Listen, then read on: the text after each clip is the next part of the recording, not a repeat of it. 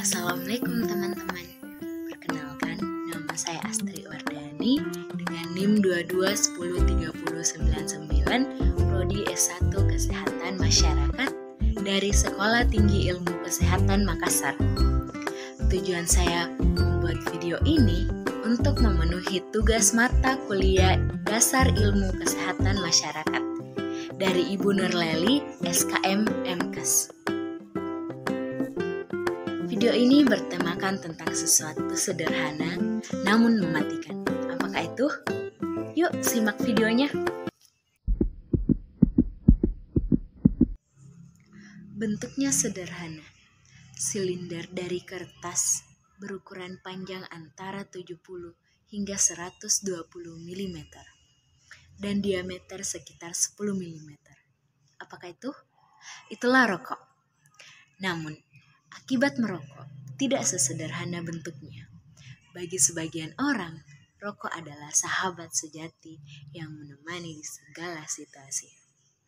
Rokok pun kerap dijadikan penolong saat seseorang merasa gelisah atau tidak tahu apa yang harus dilakukan. Rokok menjadi pelariannya. Namun, mereka mungkin belum tahu. Dalam satu batang rokok mengandung 4.000 jenis senyawa kimia, 400 zat berbahaya, dan 43 zat penyebab kanker. Beberapa contohnya seperti nikotin. Nikotin pada rokok dapat menimbulkan rasa ketagihan dan kenyamanan. Namun sayangnya, nikotin pula menjadi sumber penyakit mematikan bagi perokok. Selanjutnya, bensena. Bensena itu merupakan residu dari pembakaran rokok.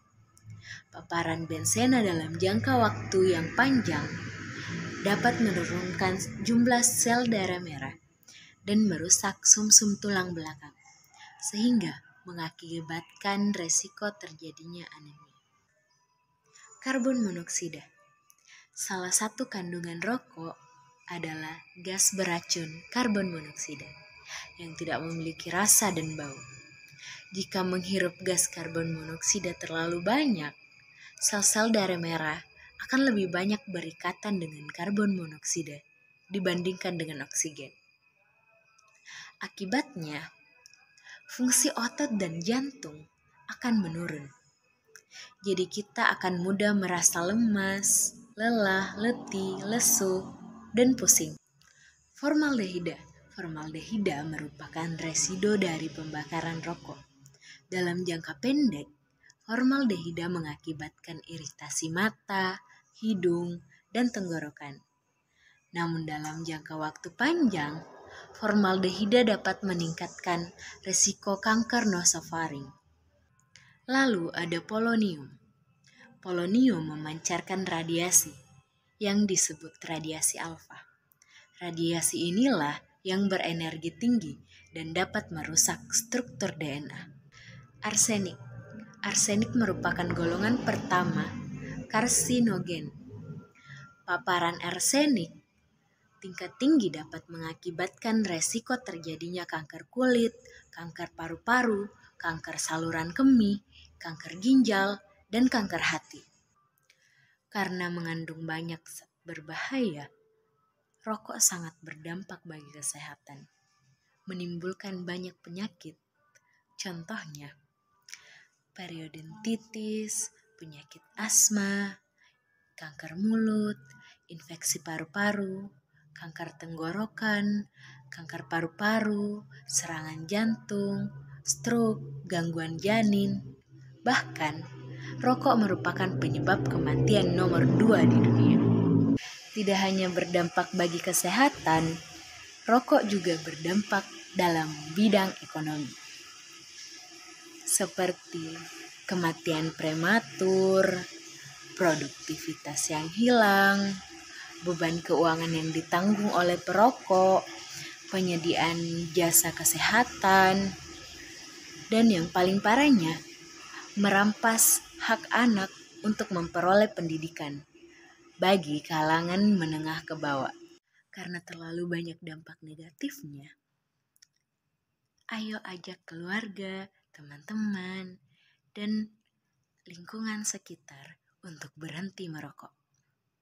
Saya akan memberikan tipsnya. Yang pertama, cari hobi baru yang sesuai dengan passion Anda, agar pikiran Anda teralihkan dari rokok. Yang kedua, carilah kata-kata yang bisa menjadi sugesti otomatis Anda agar tidak tergoda lagi sama rokok. Misalkan, saya ingin berhenti merokok karena saya menyayangi keluarga saya. Yang ketiga, kurangi konsumsi kafein. Karena zat dalam kafein dapat menggoda Anda untuk merokok. Yang keempat, hindari orang-orang yang merokok dan dengarkan nasihat-nasihat orang-orang yang menyuruh Anda untuk berhenti merokok. Adapun tips secara bertahap, yang pertama, tentukan berapa lama Anda akan melakukan metode bertahap ini. Dan berkomitmenlah dengan diri Anda untuk berhenti merokok. Yang kedua, mulailah di hari yang tidak terlalu sibuk, tidak berpotensi stres, atau lebih baik lagi ketika sedang libur. Yang ketiga, tentukan secara spesifik berapa banyak rokok yang akan Anda kurangi.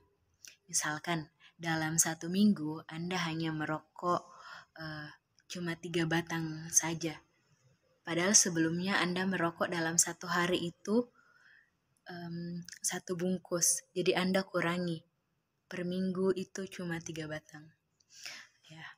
Yang selanjutnya, bila perlu, Anda harus konsultasi ke psikiater atau konsultasi ke teman-teman terdekat Anda. Sudah dengar kan tips dari saya? Jadi bagaimana? Sudah mau berhenti merokok? Pasti masih banyak yang ragu untuk berhenti merokok. Karena masih bertanya-tanya, apa sih untungnya saya berhenti merokok? Apa sih yang akan terjadi jika saya berhenti merokok? Saya akan menjelaskan.